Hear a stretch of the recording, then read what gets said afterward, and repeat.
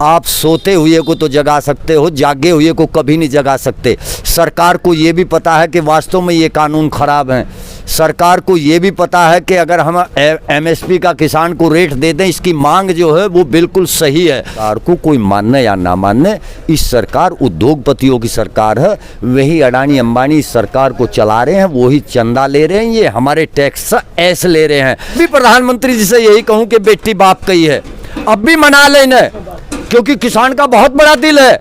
इसके घर पर इसका दुश्मन भी चला जा तो दूध का गिलास पिलावे, और दूसरे के घर पर अगर ये चला जा तो इसे गोली का शिकार बनावे। वही काम हमारे साथ हो रहा। हम यहाँ यार गंदगी में पड़े हैं, और ये हमें देख कर हम दो रोटी अगर सही, हाँ किसी ने हमारी मदद करके अगर कोई हमारी मदद भी कर रहा है तो इन्हें तो वहाँ भी अखर रही कि अगर ये गंभीर होती तो 4 महीने इसको टाल देती चुनाव को, और यहां से किसान को कहती कि हे अन्नदाता, जो तन्ने कहा मैंने तेरी मान ली, और मैं हाथ जोड़ के चाहता हूं मेरे से। नमस्ते, मैं मोहित सर ब्रह्मा।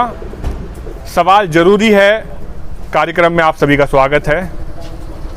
गाजीपुर बॉर्डर किसान आंदोलन का एक ऐसा स्थल, कहा जाए तो पूरे उत्तर प्रदेश का बॉर्डर है। यहाँ के हर जिले से किसान आया हुआ है, किस उम्मीद में कि जो ये काले कानून हैं और जो बाकी मांगे हैं वो पूरी हों।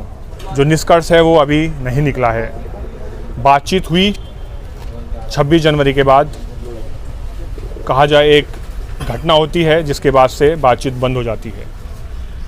उसके बाद महापंचायत बैठकों का दौर शुरू होता है, एक उम्मीद में कि जो किसान बॉर्डर पर नहीं आ पा रहा है, किसान नेता उनके बीच में जाएं और उन्हें बताएं कि आप समय निकाल के बॉर्डर पे आएँ। देख सकते हैं मेरे साथ कुछ किसान नेता बैठे हुए हैं, और उनसे मैं आज बात करूंगा कि जो भविष्य है इस आंदोलन का।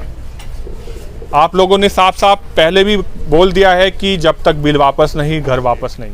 देखिए 4 महीने हो गए हैं आपको यहाँ पर, बात ट्रैक पर आ गई थी। 12 दौर लगभग बातें हुई, कुछ बातों पर सरकार पीछे हटी, फिर 26 जनवरी की घटना होती है, उसके बाद से बातचीत बंद। किसान बेचारा कभी पाछे नहीं हटा, जो भी पाछे हटी वो सरकार पाछे हटी, क्योंकि सरकार को घमंड बहुत ज़्यादा है। और मैं तो हमेशा यही कहता रहा, जब भी मेरे से किसी पत्रकार भाई ने या किसी टीवी चैनल वाले ने अगर पूछा तो मैं तो यही विनती करता रहा सरकार से भी कि इन लोगों ने आप पर बहुत बड़ा भरोसा किया था और आपको बहुत बड़ा बहुमत दिया था। किसान का जो एक रूप है वो भगवान वाला है, क्योंकि भगवान के 2 ही बेटे थे, एक किसान और एक जवान। क्योंकि मजदूर तो किसान का ही अंग है, उसे तो इसलिए नहीं बोला जाता कि किसान बिना मजदूर के अधूरा रह जाता है। तो भगवान के 2 बेटे थे, एक किसान और एक जवान। ये खेत में कमाता था और वो सीमा पर इनको आराम तो जगा सकते हो, जागे हुए को कभी नहीं जगा सकते। सरकार को ये भी पता है कि वास्तव में ये कानून खराब हैं। सरकार को ये भी पता है कि अगर हम एमएसपी का किसान को रेट दे दें, इसकी मांग जो है वो बिल्कुल सही है। क्योंकि हम कोई इतना बड़ा वो नहीं मांग रहे, उनसे हम कोई अपराध नहीं कर रहे। हम ये कह रहे कि हमारी जो फसल है, जो आपने हमारी फसल के दाम तय करने तो चाहिए थे वो हमसे पूछ कर, मगर चलो आपने ही वो तय कर दिए। आप हमारी उस फसल को उस दाम पर खरीदवा तो लो, हमें उसका कानून बना दो, हमें प्रशासनिक रहमो करम पर ना छोड़ो। हम सरकार से ये कह रहे, यदि ये बिल ना आते तो उससे पहले आपकी ज़िंदगी सही चल रही थी? देखिए सरकार को तो हम एमएसपी के लिए तो बहुत पहले से कहते आ रहे। स्वामीनाथन कमेटी की जो रिपोर्ट के लिए हम कह रहे कि आप उसे लागू, तो इन्होंने लागू तो करी, वो आधी अधूरी लागू करी। अगर वो उसे पूरी लागू करते, हो सका हम इसके लिए भी ना इनको कहते। ठीक है, रही उन 3 कानूनों की बात, उन कानूनों की लाने की कोई ज़रूरत नहीं थी, क्योंकि वो कानून भुगतने तो हमें है और ला रही उनको सरकार। तो हमसे बैठ कर विचार विमर्श कर लेती, भाई मैं ये कानून लाना चाह रही, लाऊं या ना लाऊं। मगर इस सरकार को कोई मानने या ना मानने, इस सरकार उद्योगपतियों की सरकार है। वही अडानी अंबानी इस सरकार को चला रहे हैं, वही चंदा ले रहे हैं, ये हमारे टैक्स ऐसे ले रहे हैं। हमारे देश की जनता, कल इन्हीं बीजेपी का आदमी एक बद्री नारायण चौधरी है, उसने, वो है तो हालांकि बीजेपी का, पर उसने रात पता नहीं कैसे निकल गई उसके मुंह, तो उसने बहुत अच्छी बात कही कि जो किसान अब इतने दिनों से पिटता आ रहा था वो सबकी समझ में आ गया, पूरे देश का किसान जाग गया, अब सरकार को कर देना चाहिए। और इन्हें सम्मान के साथ हाथ जोड़ कर उठा देना चाहिए। मैं अब भी प्रधानमंत्री जी से यही कहूं कि बेटी बाप की है, अब भी मना ले इन्हें, क्योंकि किसान का बहुत बड़ा दिल है। इसके घर पर इसका दुश्मन भी चला जा तो दूध का गिलास पिलावे, और दूसरे के घर पर अगर ये चला जा तो इसे गोली का शिकार बनावे। वही काम हमारे साथ हो रहा। हम यहाँ यार गंदगी में पड़े हैं, और ये हमें देख कर हम दो रोटी अगर सही, हाँ किसी ने हमारी मदद करके अगर कोई हमारी मदद भी कर रहा है तो इन्हें तो वहाँ भी अखर रही, वो भी हमें कहीं बताओ कि ये पैसा कहाँ से आ रहा है, फंडिंग कहाँ से हो रही है।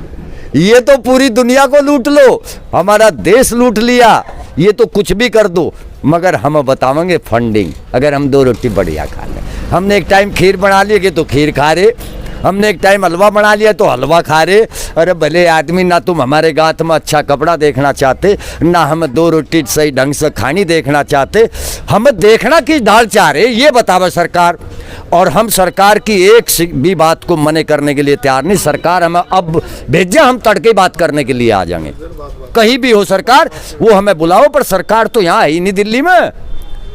सरकार को तो चुनाव के सिवा, देश को कब्जाने के सिवा, देश के संविधान के साथ खिलवाड़ करने के सिवा दूसरा सरकार को कोई काम नहीं है। उसे ये तो नहीं लग रहा कि जो किसान हैं, हमें पता है कि किसान अभी पहले जो इलेक्शन है उन पे हम फोकस करते हैं, वहाँ पे जीतने की कोशिश करते हैं। वैसे पश्चिम बंगाल की बात करेंगे तो वहाँ तो सरकार पहले से है ही नहीं उनकी, लेकिन वो एक उम्मीद में गए हैं कि भाई कुछ मुद्दे ऐसे उन्होंने बनाए हैं, उनका जो वोटर है वो फिर से वहाँ उन्हें जिता दे। लेकिन आपको लगता है कि हारते भी हैं, पहले से उनकी सरकार है नहीं वहाँ पर, तो कोई फ़र्क पड़ेगा आपके आंदोलन का? देखिए, हम पर कोई फर्क नहीं पड़ता, जीत का हार का हम पर और कोई फर्क नहीं पड़ता, मगर ये सरकार जो है किसान के प्रति गंभीर नहीं है। क्यों नहीं? कि अगर ये गंभीर होती तो 4 महीने इसको टाल देती चुनाव को, और यहां से किसान को कहती कि हे अन्नदाता, जो तन्ने कहा मैंने तेरी मान ली, और मैं हाथ जोड़ के चाहता हूं मेरे से गलती होगी, क्योंकि सरकार बहुत बड़ी होती है, सरकार का दिल बहुत बड़ा होता है, ठीक है, पर सरकार तो किसान के प्रति 1% भी गंभीर नहीं है। पंचायत इलेक्शन होने वाले हैं, आप लोग सब गांव से आए हुए हैं, आपके भी उम्मीदवार होंगे कोई ना कोई, तो उसके समर्थन के लिए आप लोग भी वोट डालने जाओगे, तो यहाँ पे आंदोलन में कौन बैठेगा फिर? मैं विजेंद्र सिंह, जिला अध्यक्ष भारतीय किसान यूनियन गाजियाबाद। चुनाव तो बहुत अलग चीज़ हो गई, किसान अपनी लड़ाई लड़ रहा है चुनाव की, तो जब चुनाव की फुर्सत ही नहीं है किसान को, चुनाव की फुर्सत ही नहीं है किसान को सोचने की, वो तो अपने हक के लिए लड़ रहा है। आने वाली पीढ़ी को क्या जवाब देगा जब उसकी ज़मीन ही नहीं रहने की है, उनका कैसे जो है पालन पोषण करेगा, कैसे? किसान तो उसी चीज़ में उलझा हुआ, इसी वजह से इनसे सरकार से गुहार करने आया था, इन्होंने रोक के बॉर्डरों पर चारों तरफ बैठा दिया है। किसान को कहाँ इलेक्शनों की और उनकी फुर्सत हो रही है? किसान तो इनसे ये मांग रहा है बराबर, जिस दिन से ये बैठे हैं उस दिन से मांग करता चला आ रहा था कि हमें MSP पे कानून दे दो, हमारी लुटाई हो रही है, हमारी फसलों के वाजिब दाम नहीं मिल रहे, क्या मांगा था, और इन्होंने वो तो दिया नहीं। किसान की जो है 2000 रुपये की MSP घोषित करते हैं और फसल बेची जा रही है 1000 रुपये में, तो वो मरेगा जिएगा? आत्महत्याएँ होती हुई नहीं दिख रही इस देश में किसान की। इन्होंने सरकार से बराबर 6 साल करीब इसे हो गए हैं सरकार को आए हुए, इससे पहले भी हम मांग करते चले आए, इस सरकार ने भी वही करा हमारे साथ में। क्यों नहीं MSP पे कानून बनाया? किसान क्यों बचाया जाता कि आत्महत्या कर रहा, किसान मजबूर हो रहा है, कर्जे चढ़ते जा रहे हैं, उस पर क्यों कर रहा है आत्महत्या है? कभी इन्होंने गंभीर विचार किया इस पर? MSP पे कानून तो बनाया नहीं जिसकी किसान मांग कर रहा है। कोरोना काल में किसान ने दिन रात एक कर दिया और खेतों में ज़्यादा मेहनत की कि मेरे देश पर संकट आया है, इसको कैसे बचाया जाए, दिन रात लगा रहा।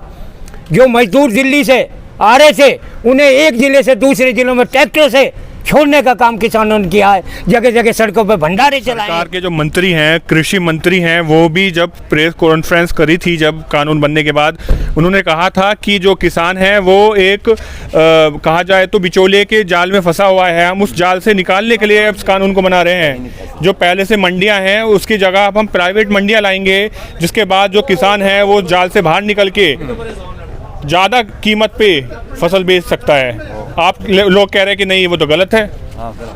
नहीं, गलत तो यूँ है, जब हम 6 सालों से मांग कर रहे हैं इस सरकार से, जब से जिस दिन से आई है कि हमारा MSP पे कानून बना दो, वो नहीं दिखाई दिया उन्होंने। किसान लूटन लग रहा है, आत्महत्या कर रहा। हमें जब किसान ने इस कानूनों की मांग नहीं की, क्यों बना रहे हो? देश तो पहले भी चल रहा था, क्या जरूरत पड़ गई ऐसी? किसान कह रहा था ना कि जी मुझे सही रेट नहीं मिलता, तो उसने कहा चलो ठीक है मैं तुम्हारे लिए प्राइवेट बना देता हूँ मंडी। MSP कानून बनाते ना, जिसकी मांग कर रहे थे किसान। ये इससे हमें राहत नहीं मिल रही। वो तो कह रहे हैं MSP था, MSP है, MSP रहेगा। ये कुछ कहने से फायदा हो रहा है। किसान की फसल क्यों नहीं बिकवा रहे पूरे रेट में? हम यही तो लिख के मांग रहे हैं कि हमारे दाम फसलों के सही मिल जाए, जो आप घोषित कर रहे हैं वो मिल नहीं पा रहे इस देश में। तो कहाँ MSP लागू है? कहाँ पे आ जाती है समस्या? समस्या यही आ रही है कि ये जो है मंडियों में ले जाते हैं और वहाँ जो है दाम कुछ लगाए जाते हैं। किसान के MSP के रेट ही नहीं मिल रहा कहीं भी। किसान इससे बर्बाद हो रहा है। इस किसान को बचाया जाए। किसान वापस घर नहीं जाना चाहता कि अपनी पीढ़ी, आने वाली पीढ़ी को क्या जवाब देगा? नहीं, फसल यदि आपका गेहूं या आपकी जो धान है वो अच्छी फसल होगी तो अच्छा जो रेट सरकार ने निर्धारित किया हुआ उतना तो मिलेगा। उतना नहीं मिल पा रहा, तभी तो किसान क्यों नहीं मिलता? नहीं मिलता। बीच में बिचौलिए गड़बड़ कर रहे हैं इनके। तो उन्हीं बिचौलिए से तो आपको निकालने के लिए प्राइवेट कर रहे हैं वो। ऐसा कोई राहत नहीं मिल रही इस कानूनों में। तीनों कानून पढ़ के देख लिए। किसान, ये जन जागरण बन गया। एक एक किसान को जानकारी हो गई है कि मुझे इससे क्या फायदा, क्या नुकसान है। अब ये वो नहीं रहा है जो ये सरकार गुमराह करनी चाह रही है कि किसान के फायदे में हम बिल लाएं। ऐसा नहीं है। ये जन जागरण हो गया है। ये जो रैलियां देख रहे हैं आप, हमारे टिकैत साहब कर रहे हैं, कई लाख किसान जुड़ रहा है, वो पूरे गाँव में फैल चुका है। और इसमें खाली किसान ही नहीं, मजदूर और बाकी वर्ग भी जुड़ रहे हैं कि सबके लिए घातक है।